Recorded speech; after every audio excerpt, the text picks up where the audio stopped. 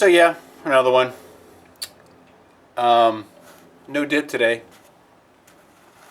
Trying to keep it a little more less irritable. So the topic of the day is the U.S. came out being number one for total number of coronavirus cases. It blew up the media. It blew up the internet. It blew up my Facebook page. And I just couldn't do anything but just shake my head. I commented on a few people's pages with, okay, what's our per capita count? Because when you're doing a comparison between countries of differing populations, the only true comparative is the per capita. Whether it's per 1,000 people, per 100,000, per million, whatever, right? So as an example, Italy has 61 million people in Italy. The United States has 350 million people. It depends upon who you want to believe and what numbers you want to believe. So, I'm sorry, I'm pulling some stuff up on my phone real quick. So, if you're looking at total numbers of things between the United States and Italy, it's not a fair comparison when you're talking total numbers of a country of 350 plus million people as compared to a country of 61 plus million people. So you do a breakdown, it's a per capita breakdown. You guys know not too long ago we had a huge gun debate and all this stuff. It's obviously been an ongoing thing, but talking about gun crimes, the United States leads the world in gun crimes and all the other bullshit, right? But it's always per capita. It was always per capita. Because that's the only way to get a true comparison. But now the coronavirus numbers come out, and what does the press telling you? Oh, we're number one in cases. We're number one in cases. We're going to have more cases than most other countries because we have more population than most other countries. We also have a country that leads the world in travel, domestically as well as internationally. Not just government officials, not just business people, but even holiday travelers or people, independent people that just travel because there's no other country that travels like we do. So on top of having a large population, we have people that travel. We have people that are more exposed to all different things, exposed to all different countries. There's people from the United States that go get malaria because they traveled to Honduras or wherever and didn't take the necessary precautions. But if you want to look at the total number of cases, well, you have to put it in a frame of reference that makes sense when you're doing a comparative analysis of other countries. That comparative analysis is per capita. So I put out a post today. It was a chart by John Hopkins and the World Bank put together. They did a per capita breakdown. They did a number of cases per million people. For whatever they used the million people rate. We're not number one. As a matter of fact, Switzerland is leading the world in per capita cases. Switzerland's a country of like 8.5 something million people. They have roughly 1,100 cases per million people. The United States has 350-ish whatever million people. According to that study, we have 263 cases for every million people. The cool thing about that is that the breakdown, they did the chart and the graph. If you want to look at my Facebook page, it's open to the public. You can go look at it. We're not in the top 5. So, again, I ask people, so what? We have 350 plus million people in this country. We're going to get stuff. Why is it shocking that we would surpass number one? Well, first of all, nobody's believing China. So just take China off the table. It's just a given to me anymore these days. So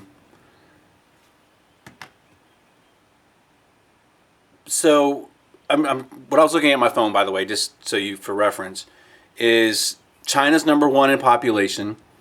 India's number 2. The United States is number 3. We're number 3 in population. China has roughly 1.4 billion people. India has roughly 1.3 billion people. And then we lead, this statistics, I think it's using 218 data, is 331 million people. We're number 3 in the world when it comes to population as a country. Yes, we're gonna have more cases of this. But if you look at it on the per capita breakdown, we're not in the top 5. So again, so what? Why are people freaking out about this? In addition to all the other stuff I put out about this disease, or about this virus, excuse me, its contagion rate that nobody has yet to answer, its mortality rate when you separate the L from the S strain, nobody has yet to answer.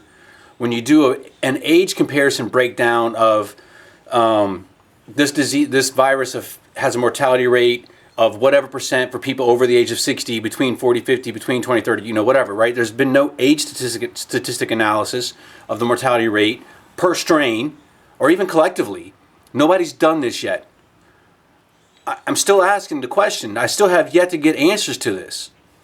Nobody seems to know the contagion factor, or the R naught value, the R0 value of this virus. 4 months in, still. But yet, we lead the world in cases. And the other thing I've got on today is I've noticed still people promoting the lockdown. People can't look past the nose on their own face on this. I mentioned it on my previous video, so I'm going to bring it in, but I'm going to go a little more detail on this. I'm going to ask you a few more questions. When you say total lockdown, understand what that means. Total lockdown. Everybody just needs to stay at home. Okay, if everybody stays at home, that means no logistics, no goods moving, nobody buying goods, nobody stock the store's shelves with goods, including medical supplies. Army shuts down, military shuts down, government shuts down because everybody stays home. You get nothing. There's no food to bring to market. There's nobody to bring the food to market. There's no market to bring it to. Medical supplies don't get replenished because there's nobody at the hospitals, because everybody has to stay home. Oh, but the essential people, they still need to go to work. But no, but that counteracts everybody needs to stay home to get this thing to blow over. You can't have it both ways. If you still got people going out, you think those people are just immune to this virus? They're Superman, a big S on their chest, or Superwoman, if whatever. Simply because they're essential? Just because they work in a hospital? That's the worst place to work when it comes to contagions. It is. Statistically, it is. But you want everybody to stay home. Well, if everybody stays home, there's nothing going on. Doctors stay home, nurses stay home, farmers stay home, truck drivers stay home, military stays home, politicians stays home. Okay, that's a bonus. I'll give you that one. But on top of that, everybody stays home, nothing moves. Nothing.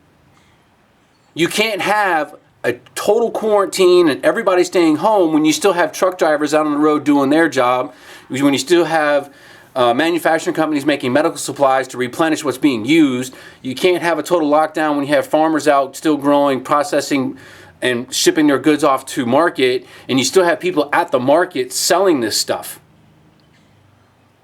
It doesn't work both ways, people. But yet you want to shut everything down. But I don't think you grasp the concept of what you're fucking saying. You can't shut it down unless everything shuts down. You shut everything down, there's nothing left. What you have at your house is what you got for 2 weeks. When I hear everybody needs to stay at home, that's what goes through my brain, is everybody. There's no exceptions. There's no essentials. There's no, oh, well, this person still has to because, we got to keep everything moving. What do you got to keep moving? Now you're talking out of both sides of your mouth now. Those people that are essential and still in your world that still need to go out and work, although everybody needs to stay at home, are still going to contract the fucking virus if it's as deadly as you people say it is. They still have family they come home to. Are they supposed to now quarantine themselves away from their family? Let's just say they just live at work to keep it from, potentially infecting their family. Is that what you want them to do? Think about your husband, your wife, your mom, your dad that are essential people. No, you don't think about that. You people that are doing the whole everybody needs to stay at home are also calling people that are violating the quarantines or whatever selfish. You're the selfish one. You are. You want everybody to stay home so you can feel safe, but you still want people out there doing the stuff so you still can go to the grocery store because you need to go to the grocery store instead of staying home and adhering to the quarantine so you can get your toilet paper, milk, and bread and all that other bullshit. That's selfish. Those of us with a brain, those of us that look at this and go, this makes no sense, aren't thinking about being selfish and fuck the government, I'm going to do what the hell I want to do. That's not where some of us are coming from. Yes, you have your dumbasses. Yes, you have your stupid people. Granted. But we're looking at this from a cost factor analysis. Meaning, is the risk worth the reward? Everything you do, you go through, whether you do it consciously or not, a risk factor analysis. You're just going to go to the store to get some milk. Not in a quarantine period, I'm talking normal everyday life. You're going to go to the store and get a gallon of milk. What's your risks? It could be something as benign as you get there and there's no milk, so you've just wasted your time and your gas. Okay? It could be you get into a car accident on the way there because some drunk motherfuckers driving the road collides into you and kills you. And there's the whole gambit in between there. But you gamble that every time you go to the store to get some milk. Because what's the reward? The reward is you have milk at your house so you can bake, have cereal, give a glass of milk to your kids, whatever, right? That's the reward. But you contemplate and calculate those risks. You've gotten in your car and gone to the store and come back 1,000 times and nothing has happened to you. So your risk factor is calculated as low in your brain. But those risks are still there. Most accidents happen within 25 miles of your house, statistically. So there's a risk involved with going to the store to get some milk. You calculate that, you accept that risk, and go get the milk. Relate that to what we're doing now. People like me are looking at this going, okay, time out. What's the risk if I go outside? Okay, catching the virus. Okay, what's the risk factor? What's the R naught value? How much of a chance do I have of catching this? I need to go to the store to get milk and bread and all the other bullshit. Or I need to go to work. Or I need to go to the park to get the hell away from, people, right? What's my risk? Well, first of all, nobody knows what they are. Nobody's publishing. Okay, I'm not gonna say nobody knows, but nobody's publishing the R naught value of this virus. Nobody is. Okay, so I'm having to take a guess. I got to look at facts and data. Okay, well they're really not there. You have to kind of divine from what's being reported to get the information you actually need to make your risk versus reward analysis. The other risk we look at is the economy. People want to think that when people are talking about the economy, we're just all a bunch of money-hungry, money-grubbing, evil CEOs or whatever, right? No, we're not. Your health is tied to the economy. The economy is tied to your health. They are hand in hand. I say that because without the economy, you don't get the necessary items you need to survive. You don't get bread, you don't get milk, you don't get clothes, you don't get medicine, you don't get Tylenol, you don't get Advil, you don't get tampons, you don't get nothing without the economy.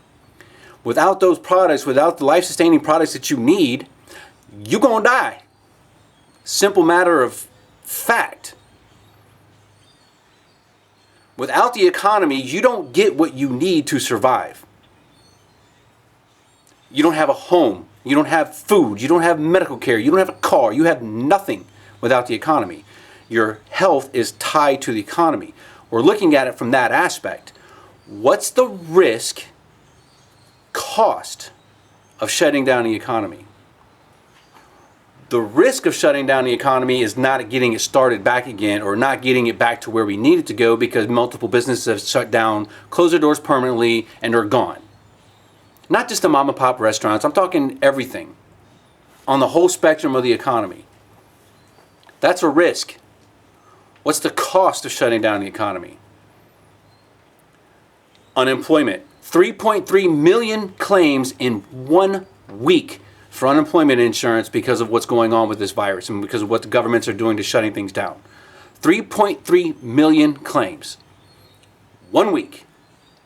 That's what we're dealing with. That's just to start. Now you're going to deal with all the corporations. Now you're going to deal with all the small businesses needing their assistance to get through this.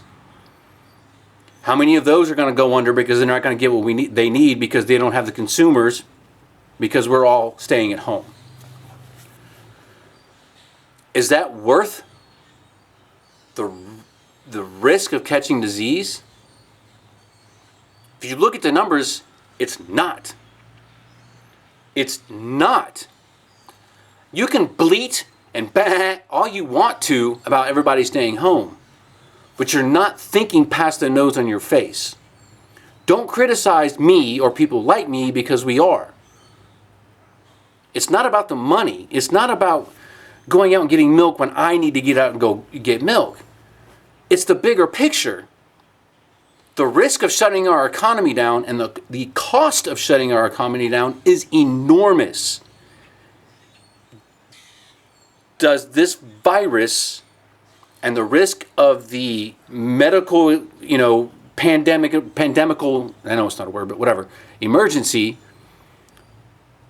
overwhelm or cost us less to shut our economy down to keep people from getting the disease? No. Please stop with the crap of everybody just needs to stay home, blah, blah, blah. The government's going to send you money. How long? How long is this going to sustain? How long do you want everybody shut down? Just a couple weeks? Why just a couple weeks? We have 2 flu cycles a year, right? Spring, fall, or late fall, early winter. What happens this coming fall if this thing spikes again, comes back around in that cycle? We shut down again? We further damage our economy, which further affects people's ability to sustain themselves? And then the next spring, if it comes back around again, then what? We shut it down again? So you can feel safe? So you can sit there and preach at people about staying home? No. Fuck you. You can't, nobody has shown me the data I have asked for. I've asked for it multiple fucking times. Nobody has come up with those numbers.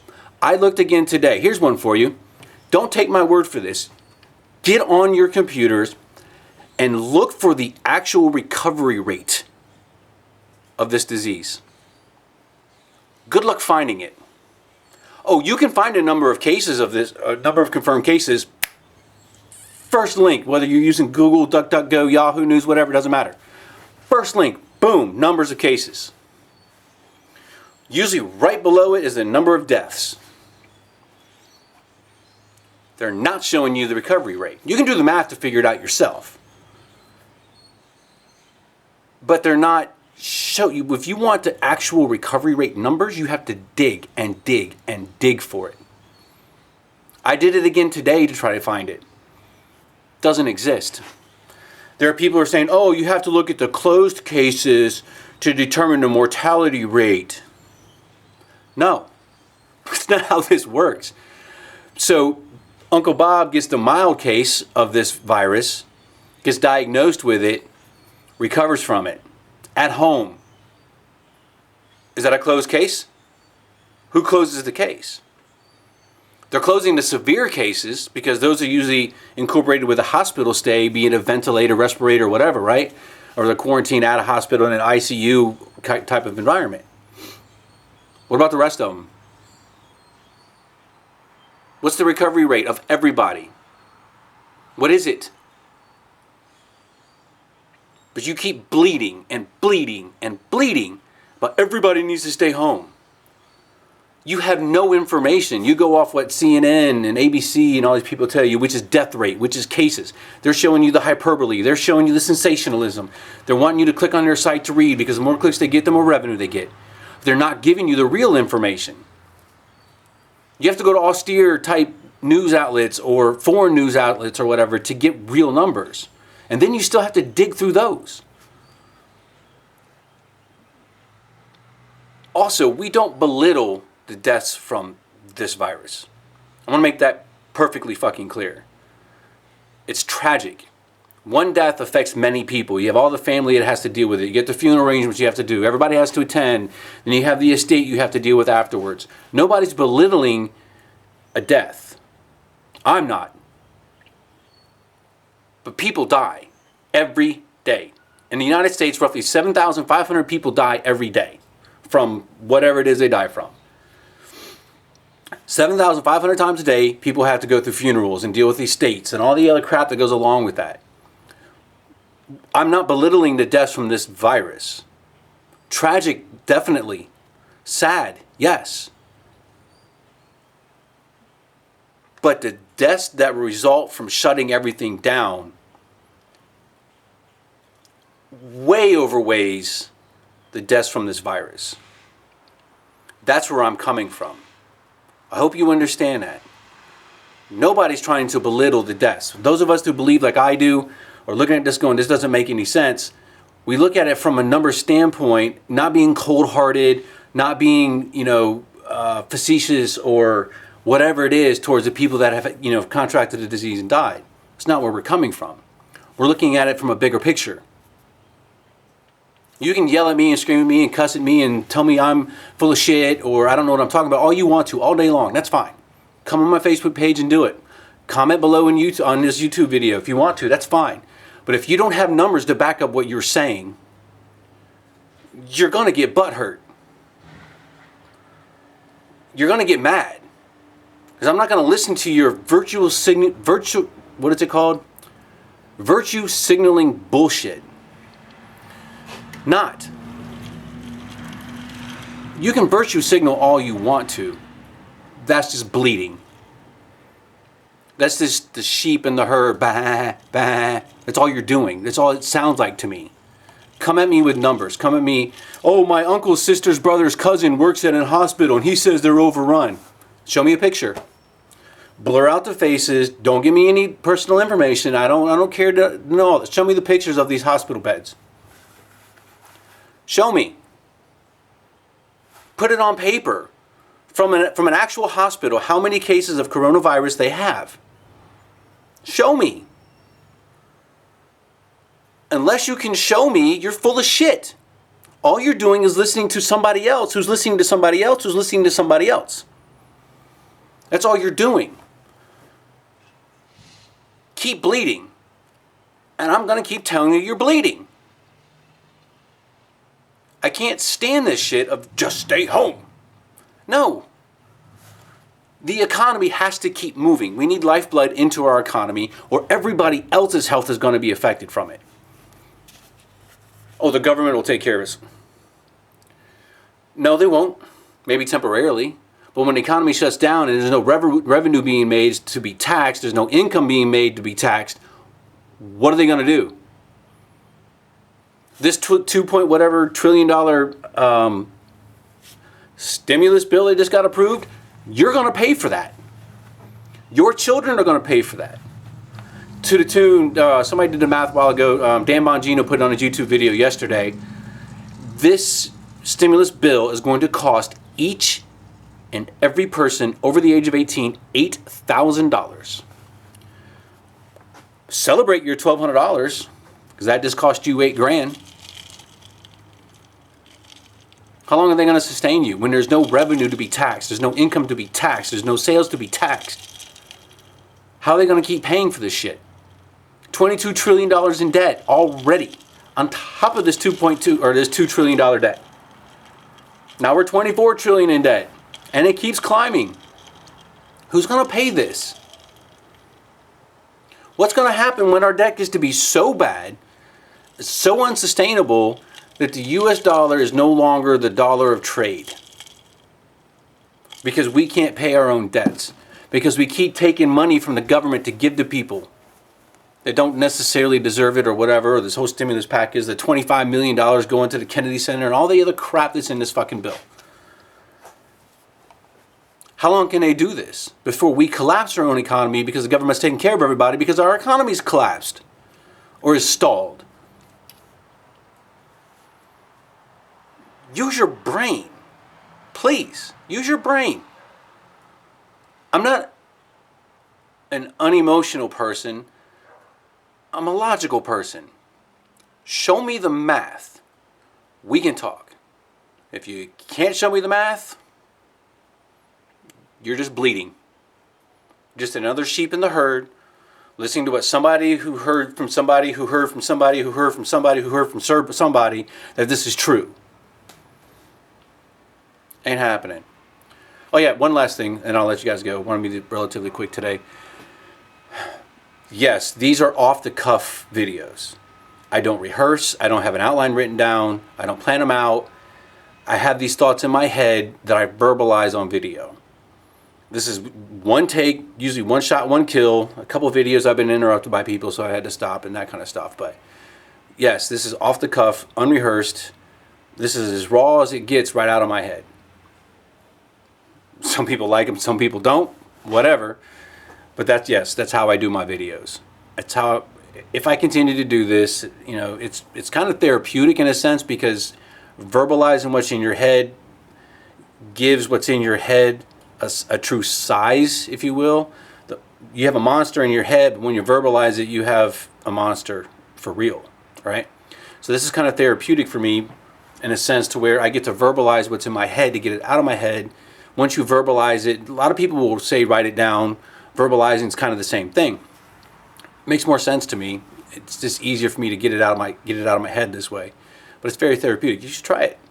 May not, publish to YouTube if that's not your thing, but record your thoughts, and then play it back and listen to them. It's quite interesting what you kind of learn about yourself, and once you hear what's in your head versus just having the thoughts in your head, it can clarify a lot of things for you too. It's just my take. Y'all have a great day.